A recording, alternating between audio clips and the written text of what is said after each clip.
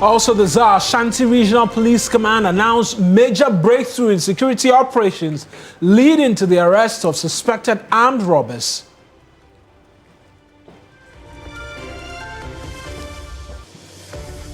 Plus, unemployed environmental health officers take to the streets to protest immediate recruitment.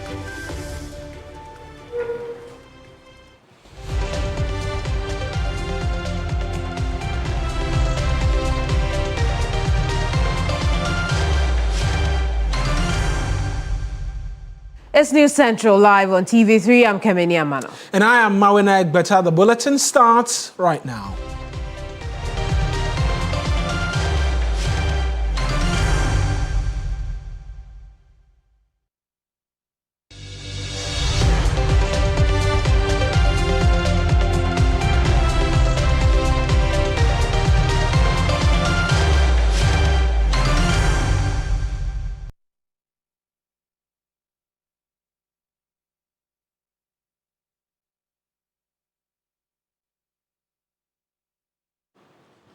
This afternoon, new polls by Global Info Analytics for the Kpandai rerun election shows the NPP candidate Matthew Nyindam leads the race with 50%, while the NDC's candidate Daniel Insala-Wakpal attracts 46% of the vote. 1% say they will vote for Donko Eric Dipeni, while 3% are undecided. The latest poll says the race is statistically dead heat, as Honorable Nyindam's lead is within the poll's margin of error of plus or minus 3.9%. The poll shows that 2% of voters who voted for the Honorable Nyindam have switched their votes to Daniel Wakpal, but the same percentage have also switched from Wakpal to Nyindam. However, the poll also shows that 28% of voters who voted for Donko Eric Nipani have switched their votes to Matthew Nyindam, giving him a lifeline. On the performance of the now outside MP, the Honorable Nyindam, his short staying in the current parliament means 3% of the voters rated him excellently. 32% say he's been very good, 36% say average, and 29% say he's been poor, right? So overall, voters in the Kpandai constituency believe Ghana is headed in the right direction, with 66% of them giving the country the nod that it's headed in the right direction, compared to the 26% who say that it's headed in the wrong direction, while 8% did not have an opinion. As to what all of this means in terms of the race for December 30 is what we're waiting for, and we're seeking to get details of. But we'll walk you through a bit more of this latest poll as well from Global Info Analytics and Mr. Dankwa as well. And we'll engage him pretty shortly because he described this as statistically dead heat because it falls within the margin of error of minus 3 or plus 3.9%. Means this pretty much could sway in any direction. But let's focus a bit more on who they will be seeking to vote for in this upcoming election. And this is what I was walking you through a lot earlier. And so this is what the poll says. 50% of respondents from the constituency, right, say that they are voting for Mr. Nyindam. 46% say that, look, we'll give it to Daniel Insala-Wakpal of the NDC. And remember, Matthew Nyindam is the member of parliament who, upon the ruling of the High Court, there was that letter from the Clerk of Parliament to the Electoral Commission that his seat was subsequently vacant. Hence, this rerun was necessary. Now, the undecided persons who are yet to make up their mind, 3%. Then there is a third candidate, Donko Eric, who is commanded at least 1% of the votes. Now, from what we see, if you're to add this to this, that puts you at 49%. That is arguing that all of the undecided voters decide to vote for Daniel Insala-Wakpal, which is more often than not the case, and it will go right down to the wire. But it does presuppose that Mr. Nyindam has a bit of a comfort in the lead. But He asked a question, Mr. Dankwa and the Global Info Analytics, they asked a very important question in the 2024 polls. Now, the polls which have subsequently been annulled, preempting this rerun, 50% of them said they voted for Matthew Nyindam. Now, 48% said they voted for Daniel Nsala Wakpal, and 2% did not disclose who it is they voted for. And so again, that leaves us with the question as to what really becomes of this poll and what the outcome of the elections would be. Musa Dankwa Alhaji is the executive director of Global Info Analytics. He's joining us on phone this afternoon as well for quick insight into what it is that we're seeing and how this plays out. Because he mentions there will be that last and final poll some 2 days to the elections, and that will pretty much cement either this or will change a lot of what it is that we're seeing right now. But Mr. Dankwa, I appreciate you speaking to us. Let's first start off with what you say is a statistical dead heat based on the polling result. Exactly what do you mean by that, and how does this augur for either of the candidates who are seeking to clinch this all-important seat? We are saying heat because if you take into account the margin of error, which is 3.9, if you apply the margin of error to the NDC candidate, he gets 50%. If you apply it to the MPP candidate, he wins 54%. So at this point, anybody in the race could win it. But what is important to note is that it is good or better for you to be ahead than behind in any poll. Right.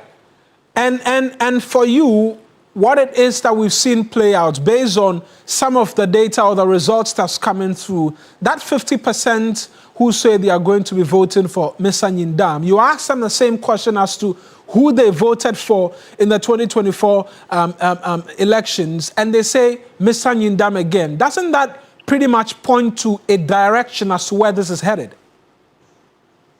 You could say so. Remember, there was general lower turnout in the last election. So if the turnout could tilt in somebody's favor, for example, if you look at the data, about 48% of them said they are MPP voters, and 47% said they are NDC. So whoever is able to turn out more of their voters to come out and vote on the election day could have upper hand. But I look at this, and then I also look at the question you asked as to in what direction the country is headed. We see that a vast majority of the respondents say the country is headed in the right direction with 66%, and as against the 29% who say it's headed in the wrong direction. That presupposes some goodwill for the NDC. How is that not translated into votes for their candidate? That is the question we should be asking the NDC candidate. But it tells you that the MPP candidate is very strong. So despite the views of the people that things are going well, they like him, and they are saying they will vote for him. That is why he's leading by that 4% margin. Now, NDC has to figure out how they can utilize that advantage they have in the general perception of the country and the performance of the president to their advantage. It's for them to do that. But they have a window, whereas MPP too has a window. I've poured a bit over the data, and within the party affiliations, from what it is you put out, there's a percentage of NPP supporters who have waned in terms of their support base for the candidate. Yet still, he continues to lead. Yeah, I mean, we have people who cross party lines. You also see some NDC voting for MPP candidate and MPP voting for NDC candidate. The question is, what proportion, would that proportion be higher on election day, and for who? And that will determine, because if you have more MPP people switching their vote to NDC, or more NDC switching their vote to MPP candidate because he's good, then MPP could win the race. But for now, I think we are where we are today. It's a baseline poll. The final poll will be out 29th of this month, and we can tell you precisely who is likely to emerge as the winner. That means that the card is still out there. The verdict is yet to be known. both parties have their work cut out for them as to what they must do to secure victory come December 30? Yes, I mean, the ball is in their court. They have about 14, 15 days to sort things out. And I think those with the right messages and also resources down there will play a big role in who wins there. My final question will center on the NPP and the focus being that they have a presidential primary on January 31. There is that rerun on the 30th. What will be your advice for the party in terms of a focus going into both very crucial elections and possibly determining the fate and the momentum they can begin to build towards the next major election? You know, we don't advise political parties, but basically you must focus on the immediate battle, which is the Kpandai rerun. When that is done, they can focus their attention on other things. But I think for now, they must be looking to increase their numbers to where it was before the seat was declared vacant. Right, Mr. Dankwa, we'll leave it here, and I'm sure we'll come to you again when that final poll does come through. But that's Musa Dankwa. He's Executive Director of Global Info Analytics, providing a bit more insight into this set of data we've been walking you through. But we're not done with the subject matter of Kpandai, Kemini, are we? Absolutely. We'll bring that a little later because we know one person has died from a bee attack in that part of the country, but we'll also understand from the NDC what their preparation is ahead of the December 30th rerun. In the meantime, West African Regional Bloc, ECOWAS, on Sunday threatened targeted sanctions on anyone obstructing Guinea-Bissau's return to civilian rule following last month's coup. The announcement came as presidents from across the region met in Nigeria for a biannual meeting whose agenda was dominated by two recent coup attempts, a successful military takeover in Guinea-Bissau and a failed one in Benin. President of the ECOWAS Commission, Omar Leo Toure, speaking to the media after the heads of states meeting, said the commission will be ruthless. Well, for now we have two countries that are under military rules, which are members of ECOWAS, the Republic of Guinea and the Republic of Guinea-Bissau. For the Republic of Guinea, we are expecting a good elections, or at least elections on the 28th of this month, and we hope that will put an end to the transition that they have been in for the past 4 years. For the Republic of Guinea-Bissau, ECOWAS renews its total rejection of unconstitutional change of government and calls for an inclusive government that will reflect the political landscape as well as the society of Guinea-Bissau. And that is a point which is extremely important because you have some political actors who are out of the game, and ECOWAS insists that each and everyone be given the right to participate in the process of restoring the country to constitutional order. And regarding the fine balance between sanctions and the interests of the common person, ECOWAS is fully alert to this. And as I've said, the sanctions they are talking about are supposed to be targeted sanctions, but that's also conditional in the event the engagement fails or the dialogue fails. So it is going to be smart and targeted sanctions that they are in. Now, away from that and back to Kpandai, one person has reportedly lost his life after a swarm of bees attacked a meeting organized by the NDC ahead of the Kpandai election rerun. The incident happened on Sunday, December 14, 2025, at a hospitality facility in Kpandai. The meeting was attended by the national organizer of the governing National Democratic Congress, Joseph Yamin. Deputy General Secretary Mustafa Gbandi, Deputy National Communications Officer Godwin Akogan, and the Kpandai NDC constituency candidate Daniel Insala Wakpal. The engagement with the party supporters in the constituency was to resolve a existing feud between the parliamentary candidates Daniel Insala Wakpal and the constituency party executives. This was aimed at building a formidable front to maximize the candidates' fortunes going to the parliamentary election rerun. The national executives also used the opportunity to lobby their grassroots.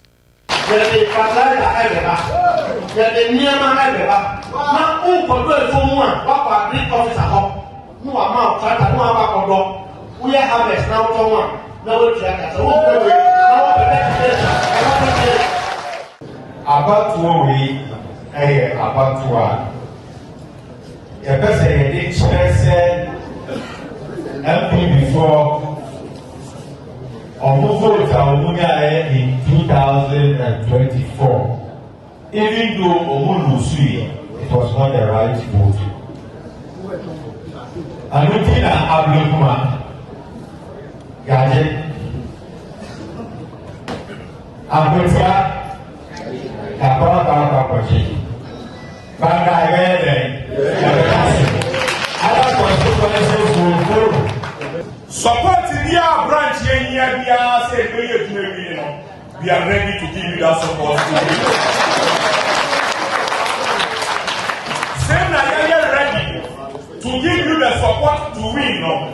So and Obi Eyana Green, sorry MPP Eboko and Dakrana, Obeka Koye MPP Ejuma, Obeka Koye Olike Biechire, and I do Obeka Koye campaign Etiaye.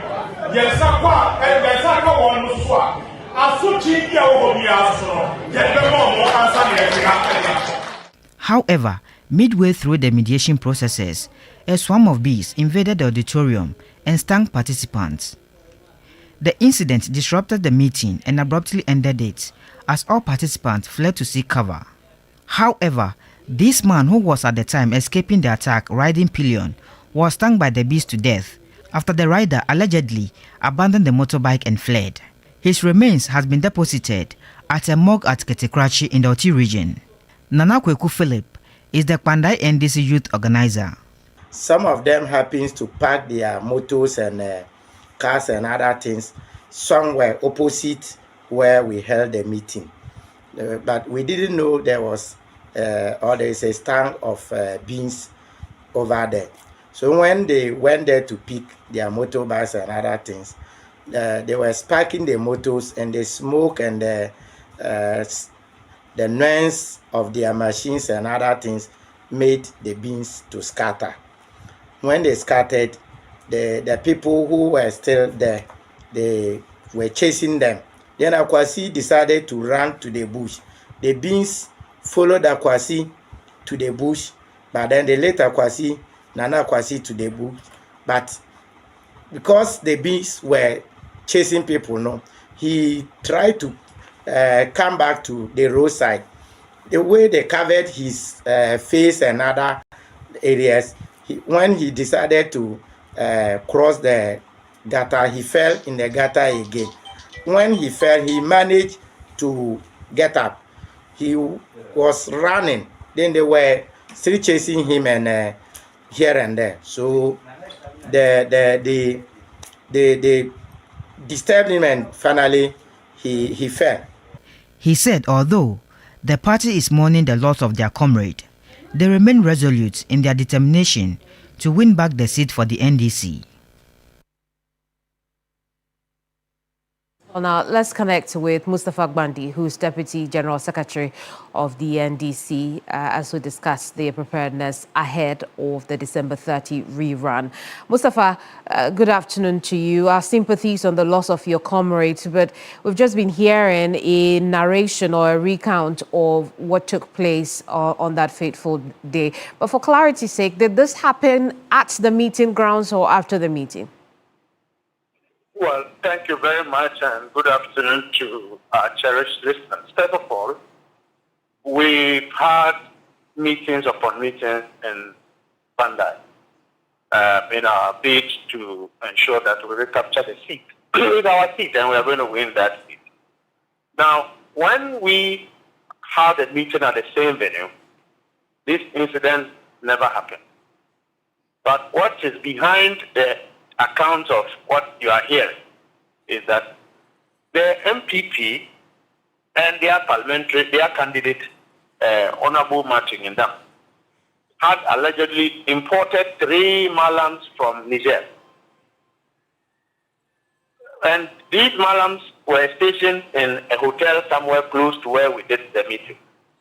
So after we had finished the meetings and we left, there were few people on the ground, and then they invoked the bees to come and attack them. If you live in the Kpandai area, of course you will know that the bees are a weapon for us, the Northerners from that area. And so if you were having to go for an election, you are not going to war.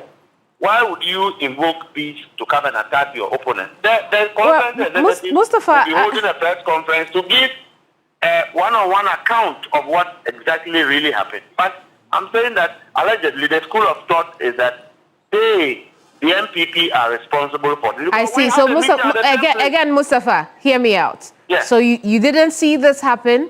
You didn't see any Malam invoke bees to attack your comrades. You didn't see any member of the NPP consult a Malam to do that for them, and so we cannot say that here. Let's agree on that and move on. I am giving you an account of what is happening on Mustafa, it is not first-hand account. I cannot allow you to go on and say that here. You cannot have evidence of spiritual attack. No, it's much more than that. You cannot give us proof that So it is the NPP that is responsible for that. You need fiscal proof, and I don't have. No, what you can. Mustafa, hear me out. Hear me out, or we can have the most important part of the conversation. What I'm saying is that you can't tell us. No. You can go ahead and tell us that this was a mystical. Excuse me. Let's make progress. I will withdraw that statement. But I still stand to what I have said. I will withdraw it. I appreciate the withdrawal. I appreciate the withdrawal. Now let's make progress. I'm saying that this was an account of what we believe took place. Very well. I withdraw that because you want empirical evidence, and I cannot give you an empirical evidence. The MPP people, as far as Kpandai is concerned, knows what I'm talking about. You are withdrawing because you don't know for sure that the NPP is responsible for this. I know for sure, but it's like when you say somebody is a witch, you cannot go and produce scientific evidence to back it. So let me leave you from that conversation, but this is what I stand to.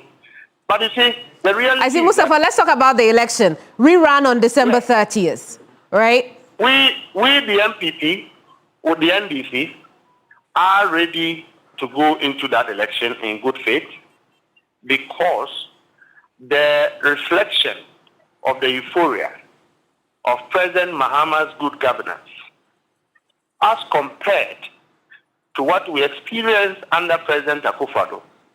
You and I lived in this country when people were looking for water to drink, but yet the MPP imported rocks from Israel in the name of building a national cathedral, which rendered all of us in a national fraud.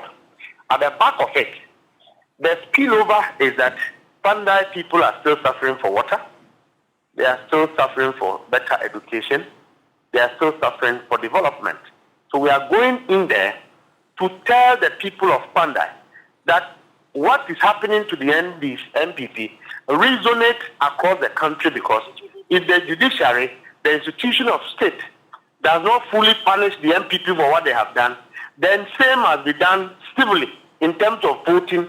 Every community that gets an opportunity must punish the MPP for what they have done against the people of Ghana. I see. And that is what we are going to tell the Kpandai people, and we have started telling them. Mm-hmm. I know you are going to ask me, what about these polls that they have Absolutely. done? So allow me ask you. That's why what you have said. Musa Danko's poll says that the MPP candidate is in a slight lead ahead of yours. Yes. In the face of quality campaigning and voter education, every respondents to this thing that have is subject to change their mind. Because what they believed, if they thought Martin Ndam is our brother, we are from the same home, as long as Nsala is concerned. But the problem is that there is no political dividend. There is no good justifiable reason why you should keep Martin Ndam in parliament at a time when the minority itself is of no effect to either lawmaking process or the business of parliament. Number two, in terms of development, there is no business going to have, an MP who cannot lobby, who cannot influence, because MPs are actors of developmental influence.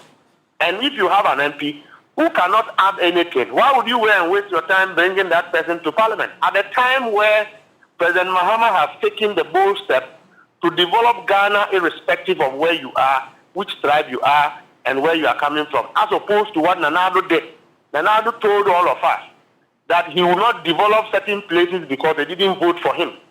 President Mahama has come, and the evidence of what we live with is that he is developing Ghana across board.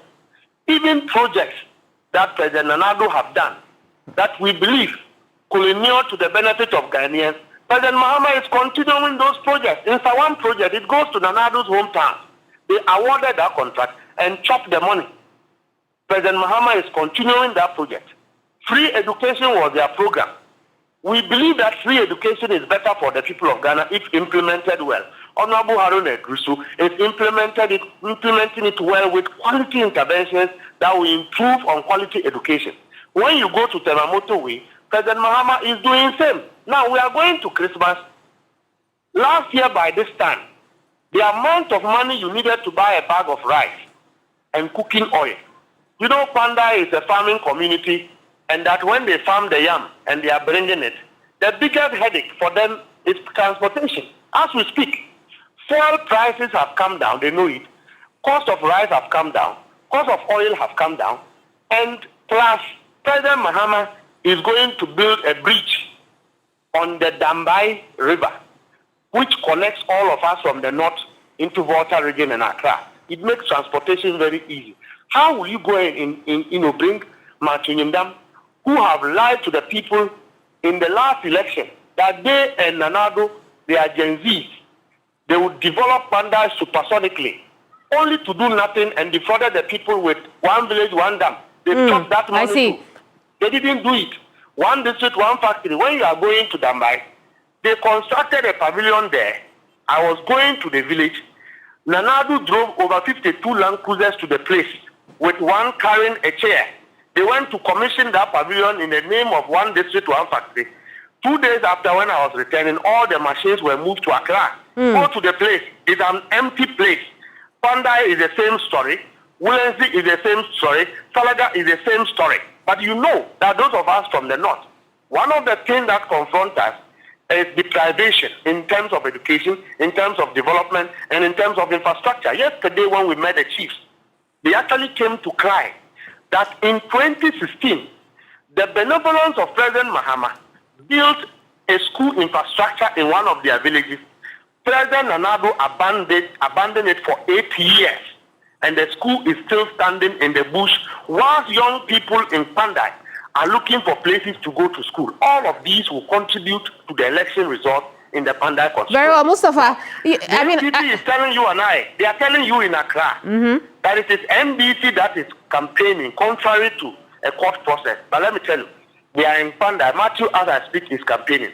The MPP have sent their leadership to go and do recognizance. Politically, they know it's not helping them. So whatever they are doing is to cause a delay so that they can repair anything on the ground. It's not going to work. We are already campaigning. The place, we don't have an MP. Very well, Mustafa. I mean, obviously, the NDC is preparing in Kpandai, but one of the things that the constituents have been worried and concerned about is security. Now that there's been an incident that the NDC believes is a mystical attack on the party, it begs the question as to what the NDC is doing to ensure that there won't be any incidents or further incidents of what could be considered reprisal attacks. Well, the laws of Ghana didn't contemplate spiritual attacks. So spiritual attacks cannot be offensive on anybody. And I can assure you that where the NDC will win, they can't be violent. They cannot be violent in that area. Number two, the government of President Mahama have made it possible for even the MPP to feel Ghanaian. And so we will not go anywhere where we feel that it's just political expedience to be violent without taking cognizance with the community. The MPP and the NDC have lived in Kpandai very peacefully. We grew together, Matunyinda, we all grew together. So it is not today that we are going to fight. Be it as it may, the two candidates, Nsala of NDC, who is going to win the election, and Martin Yindam, are from the same home. The two of them are Konkombe. We are just looking for the one who will engineer development better than the other. It is not about the humanity, the human being, the personality of my brother Martin Yindam. It is the political circumstances we find ourselves and the circumstances his party finds itself. That when you vote an MPP candidate in Kpandai today, you are not going to be able to influence the impact politically, particularly that the MPP lived 8 years in that constituency, and the only big infrastructure that you see physically is a party office. Their party office is bigger than any building in Kpandai. Nothing more, nothing else. So we rest assured that there won't be any security. I trust the police. We have gone to Akotia with them. There was peace there. We have gone to other places. There was peace. Akotia was an improvement from Ablekumanov. You all saw the improvement. So I'm not afraid of security issues. So we are going there. If they decide that it is these that they will use to worry us, we all know what it is. So we'll deal with it and go for the election. I appreciate your time with us this afternoon. Mustafa Kpandai is Deputy General Secretary of the NDC. Now, scores of unposted environmental health officers and assistants have today taken to the streets demonstrating and demanding an end to years of unemployment and neglect, despite being trained and duty licensed to protect public health. Marching from the Independence Square, the officers are calling for their immediate posting, unemployment, formal recognition of their profession, and the absorption of trained graduates from the School of Hygiene. Let's take you right now to the protest ground where my colleague Noble Crosby Annan is stationed for us. Crosby, where are they currently? What more have they been saying along this march?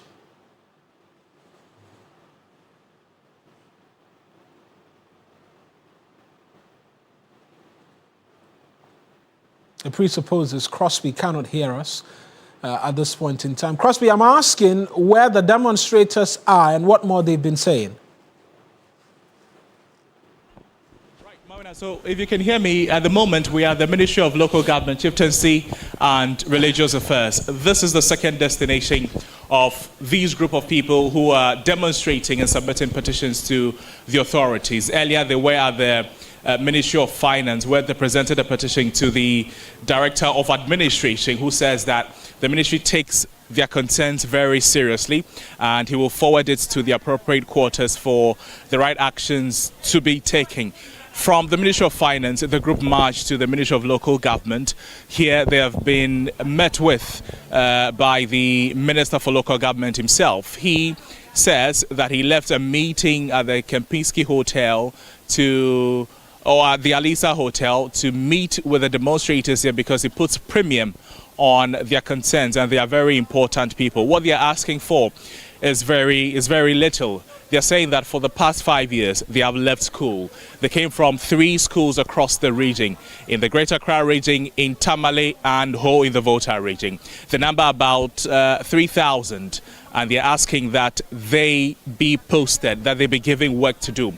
They say that what angers them the most is that if you go to the various districts, there are very few numbers of trained people like them at the various regions, the various districts. Techiman, for instance, with a population of over 200,000, there are less than 40 trained sanitation officers there. They say it is not acceptable and they want government to post a lot more of them so that they can contribute together to help make Accra the cleaner city, to help make Ghana very clean. You know that the government has launched a Sanitation Day initiative. This week, as I'm talking to you, is a National Sanitation Week that is ongoing. And they don't understand why these initiatives will be ongoing, but the people who are trained to handle these things are not engaged, are not employed to take charge of the situation. I have with me a few of the demonstrators, a few of the students, a few of the, well, former students. They're now graduates, but they're still unemployed. Let's engage with them and speak to them and find out what is really motivating them beyond the desire to be employed and beyond their wish to contribute to a sanitation solution. Thank you. You're live on TV. Talk to me. You were very vocal today. What is motivating you? Actually, we went to the school just to serve the country. I, for instance, I was eager, or I saw one action carried out by ECOWAS on the same sanitation issues. I didn't know of any sanitation school. I asked, and then I was directed to School of Hygiene in Kolebu. Okay. So we went there just to come out and serve the country. As you can look, there's a picture up there, my environment, your responsibility. Another one, join the movement, National Sanitation Day. And we have been trained, who is to join more than hygiene students? It's we. Right. You see, what I'm saying is that for a military man to jump into a battlefield, leaving the weapons in the house, is what is happening in Ghana. Because you can't fight sanitation issues when, in effect, we, the graduates, are there. We that we have been trained, we have been groomed, we have the technical knowledge to carry out all these things. You just neglect us. We went to finance. The first thing that annoyed us was that we've not given any letter. Meanwhile, we did. Showing that anything that we do, you don't even take it into seriousness. So all these things, just at the Ghana is what is controlling us. Right, thank you. Our mind is just to save Mother Ghana. Okay. Ghana needs sanitation officers. You need sanitation officers. Everyone needs us. In fact, Ghana is not happy. Why am I saying so? Because many lives are being going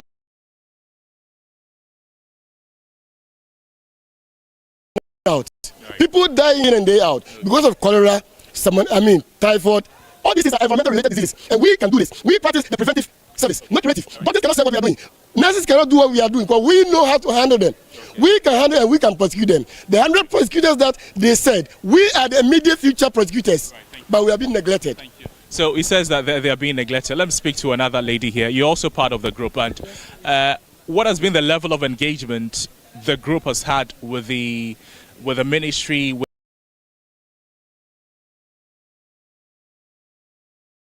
the state? The fact is that this is not our first time. We've done demonstration in Tamale. We sent letters to the local ministry. We sent letters to the finance ministry. When was that? Which period was that? Just within last year and this year. Okay.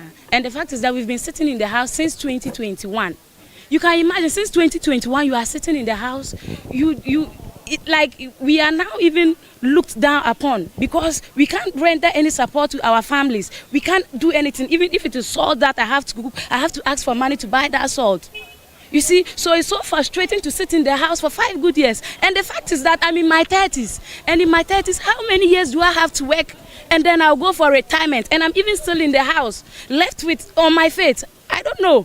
So the fact is that it's like we environmental health officers, the school is just there for nothing.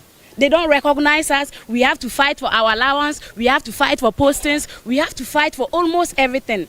If the government know that the schools of hygiene are not important, then they should close down the school. Okay. So, yes. Thank you. At the moment, I see a few of the leaders. They went, Mawuena, if you can indulge me, they went into a closed-door meeting with the minister, and they just came out. So let's speak with them and then find out what the outcome of that particular meeting was. They went into the meeting after the minister received their petition. Thank you. You're live on TV3. You went into a meeting with the minister. What happened? All right. So far, the minister has assured us that he has heard our petition. So he will be presenting it to cabinet latest by 23rd December. So we are just hoping that he does what we want. I mean not him, but the government does what we want, because it's high time we prioritize sanitation in our country. Even though we are prioritizing sanitation, but it is not sanitation, like we can't do it without environmental health and sanitation officers, which is the tankers. Okay. Yes, please.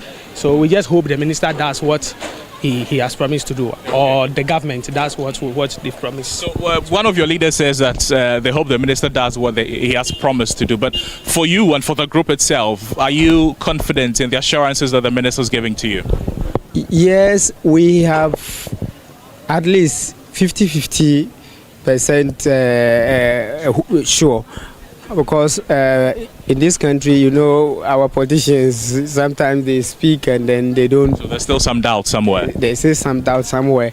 But for what he's saying, he said that 23rd, they are going for cabinet meeting and he will put it there. But then this year, there is no budget for us this year.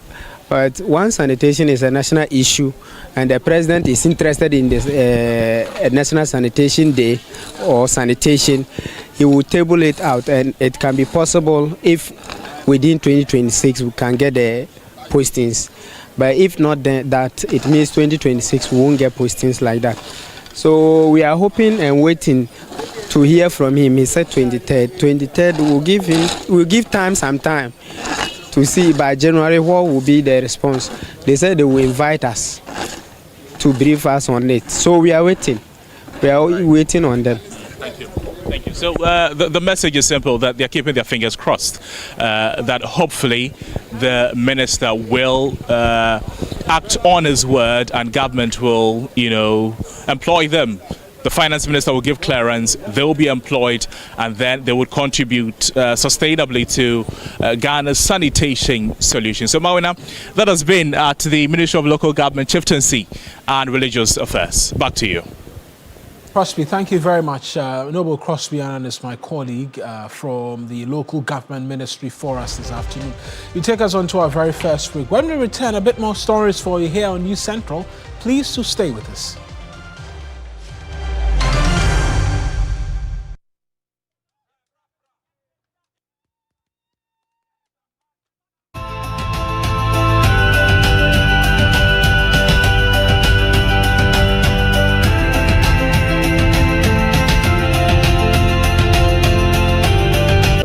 Flamingo paint has great hiding ability to cover and transform old walls easily with just one coat. Impressive. For me, as a professional painter, I love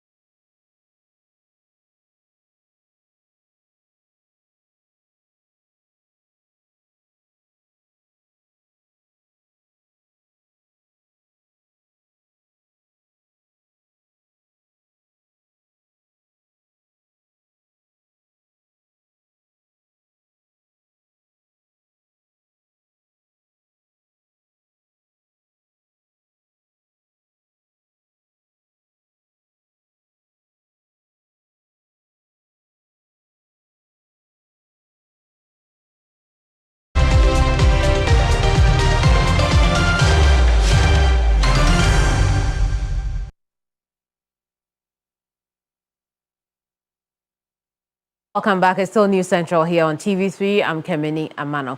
Now let's go back to our earlier story on ECOWAS and happenings within the sub-region of West Africa. We'll connect now with international relations expert and senior research fellow at the Ghana Armed Forces Command and Staff College, Dr. Yao Gebe. Doc, I appreciate your time this afternoon, but when we look at the major conflict zones and security crisis on the continent, particularly in the sub-region, are these likely to dominate President Mahama's takeover of ECOWAS as chair? Your line is rather bad. I can barely hear you.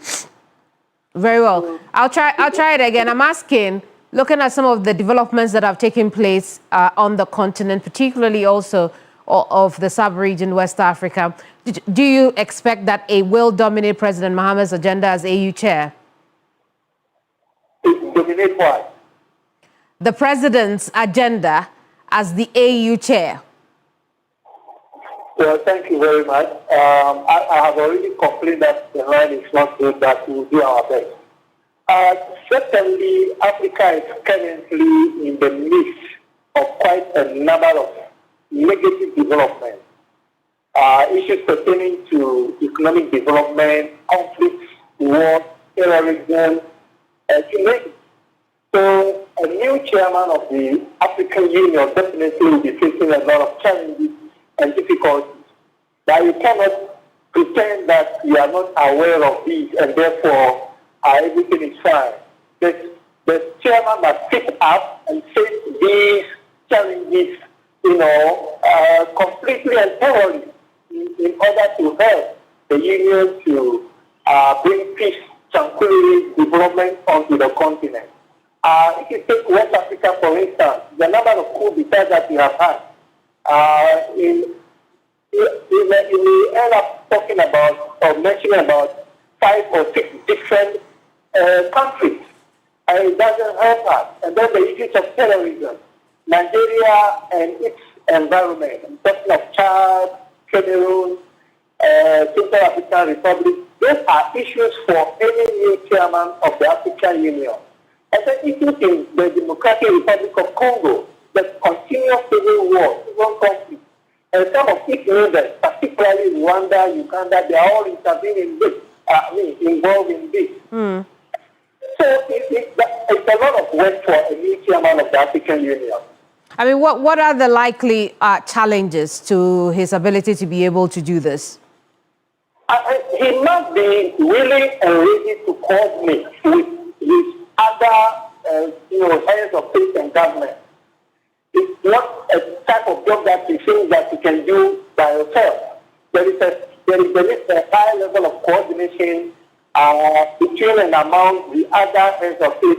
And currently the African Union has approved of a number of regional economic blocks of organizations, including ECOWAS, SADC, COMESA, IBEC, and what have you. So the leadership of these regional economic communities must be willing and ready to cooperate with the African Union and seek solutions to the challenges that I've already mentioned. 2, we need financial assistance, we need financial support. And African leaders, African governments are normally not willing to pay their dues to the African Union. You cannot operate without financing. So that's another major problem. Because if you talk about interventions in civil conflict, the kind of challenges we are having currently, we need money, we need funds. That's another issue that is coming up. And then 2, the democratic elections, I don't know what is happening. Some of these African leaders who don't want to give up, you've been defeated in an election, the next thing is to hand over peacefully.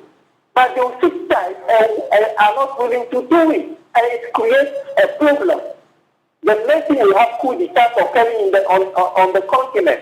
So that's a number of challenges that a new chairman of the African Union will be facing.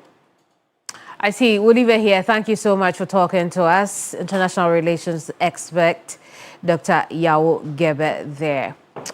We'll now turn attention to some other stories now, Mawuena.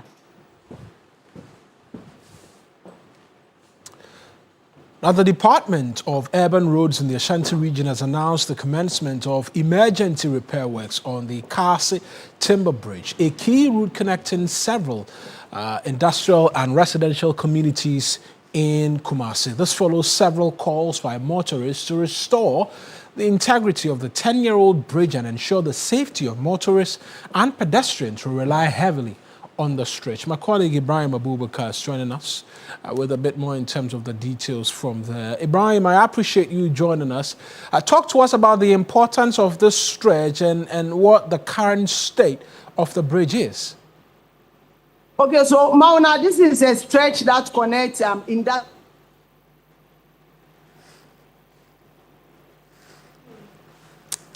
to many cities in Kumasi.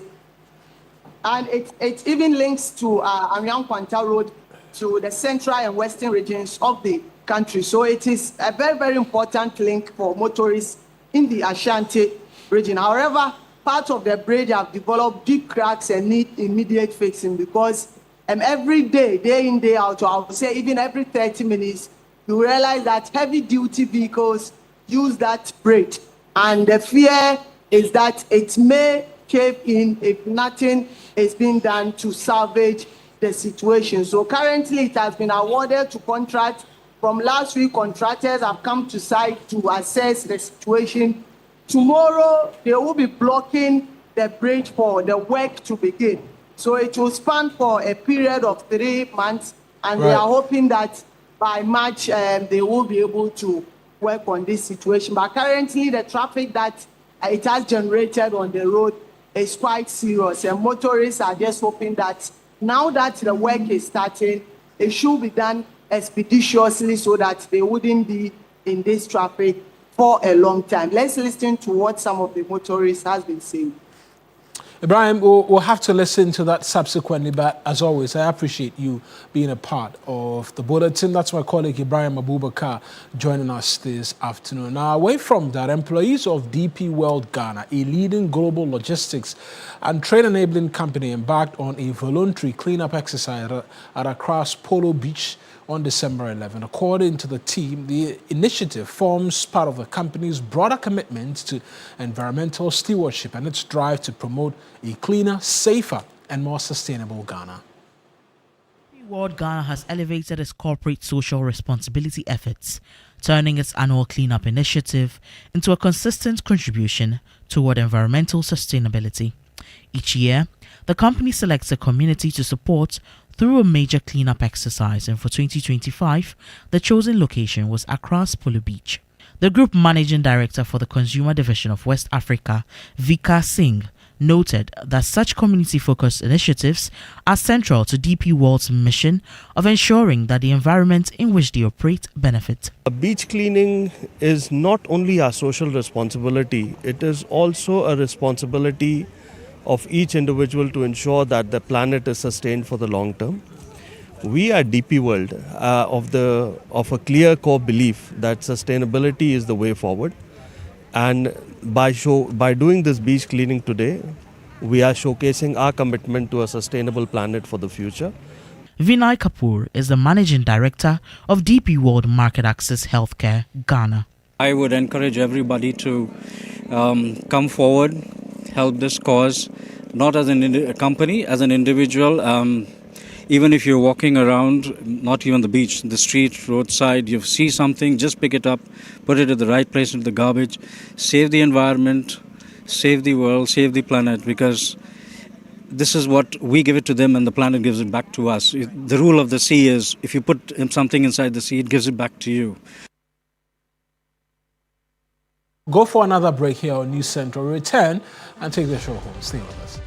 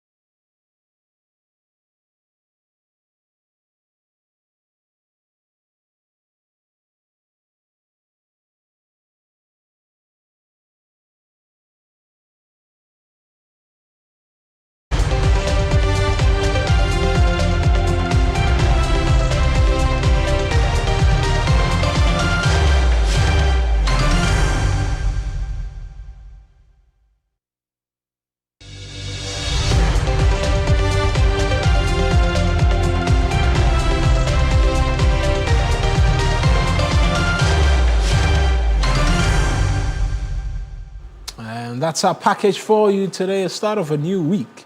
I am Mawuena Egbeta. Almost the holiday season. 10 days actually. 10 days. It's 10 days away. 9 days from Christmas Eve. But 10 days to Christmas Day. Actually, yeah. We'll be here with you. It's not like you have an option. Hey, unless you'll be running away. We won't talk about that yet. All right. We'll see you same time tomorrow. My name is Kemini Amanor. Bye-bye.